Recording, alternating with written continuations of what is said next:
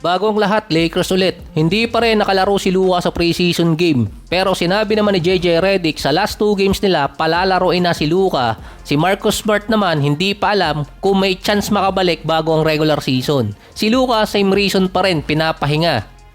Kailangan na kasi mag-adjust ng Lakers na walang LeBron sa kanilang lineup dahil hindi siya makakalaro sa opening night at hindi rin alam kung kailan makakabalik sa lineup si LeBron. Indefinite timeline na ang nilagay sa report, hindi na 2 to 3 weeks na i-re-evaluate. Masama pala yung epekto ng Hennessy. Based naman sa mga commentator at analyst, hindi na big concern or big deal sa LA na walang LeBron. Kahit si Luka sinabi di umanong malaki ang chance na maglaro sila na walang LeBron sa lineup. Dinagdagan pa ni Skip Bayless na pinepeke di umano ni LeBron ang injury para magrebelde sa team. Pero pinagtanggol naman ng ibang mga analyst si LeBron lalo na si Barkley at si Stephen A. Smith. Either way, mabigat na walang LeBron sa lineup sa Lakers. Kung hindi siya maglalaro, mawawala ng at least nasa 25 points per game ang LA. Pero, ang mas mabigat doon yung 54 million na kontrata niya na hindi makakagalaw ang Lakers na may papalit sa kanya, lalo na't kung matatagalan siyang makakabalik.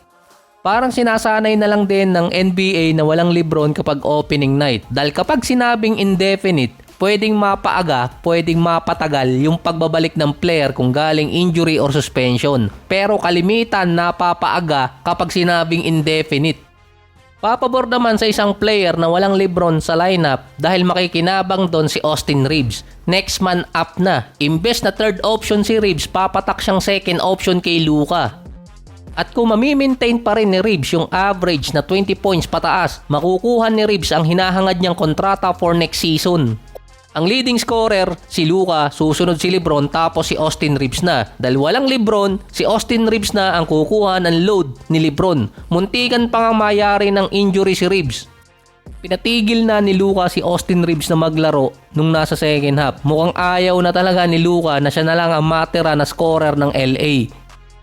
Based naman kay Reeves, okay naman yung nakuha niyang injury. Hindi naman ganong sumasakit. Meron pang natitirang 3 games ang Lakers sa preseason na malamang hindi na palaruin si Austin Reeves at mag-ingat na yung Lakers. 3 players na ang merong injury sa kanila kung sakali. After na may pagtanggol ni Kyrie si D'Angelo, ipinagtanggol naman ni Cooper Flagg si Anthony Davis dahil nagkakaroon ng problema sa Dallas dahil din kay Flagg. Nawawala sa rhythm si Anthony Davis at hindi siya katulad ng dati. Bumalik siya sa kanyang comfortable na posisyon ng power forward, ang matagal na niyang hinihiling dati pa. Kaso nagkaproblema ang Dallas nang ibinalik si Anthony Davis sa power forward position kahit yun pa ang comfortable position niya dahil yun sa spacing ng Dallas. Si Flagg nung nasa college, power forward talaga yung position niya. Nagkakaroon ng miscommunication si AD at si Cooper Flagg. Mas binibigyan kasi ng possession si Flagg dahil gusto rin makita agad kung makakasabay siya sa NBA season. Kaya nalelate ang mga passing lane papunta kay Anthony Davis kapag na kay Cooper Flagg ang bola at magkasama sila sa loob ng court. Base mismo kay Flagg, dapat mas bigyan niya ng possession si Anthony Davis. 3 big man ang nasa loob ng court, si AD, Flagg at Lively.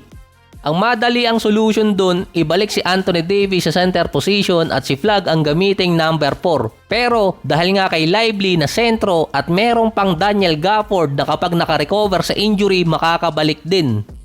Nagiging problema ng Dallas yung spacing. Kahit meron 2 shooter sa labas, 3 player naman na malalaki ang nasa loob din ng paint or nasa mid-range. Sa ibang team gagana yung 3 big man dahil nga merong mga shooter sa kanila.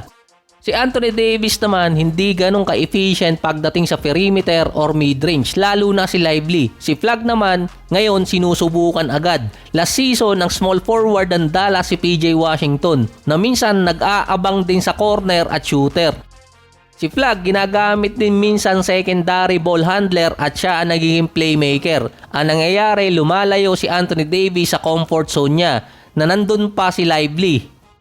Ang mga fans naman, kinall out si Anthony Davis na kaya nag-i-struggle kahit pre-season pa lang ay tumaba pero bumigat lang naman siya ng konti. Kahit preseason pa lang kasi yun, yung plus minus ni AD kapag nasa loob siya ng court nakasama si Flag, nasa negative 24 imbes na nasa positive range. Hindi rin tulad dati, hindi makagawa basta-basta ng isolation play si Anthony Davis dahil sa spacing. Ito rin yung sinabi ni Flag na gagawan nila ng paraan.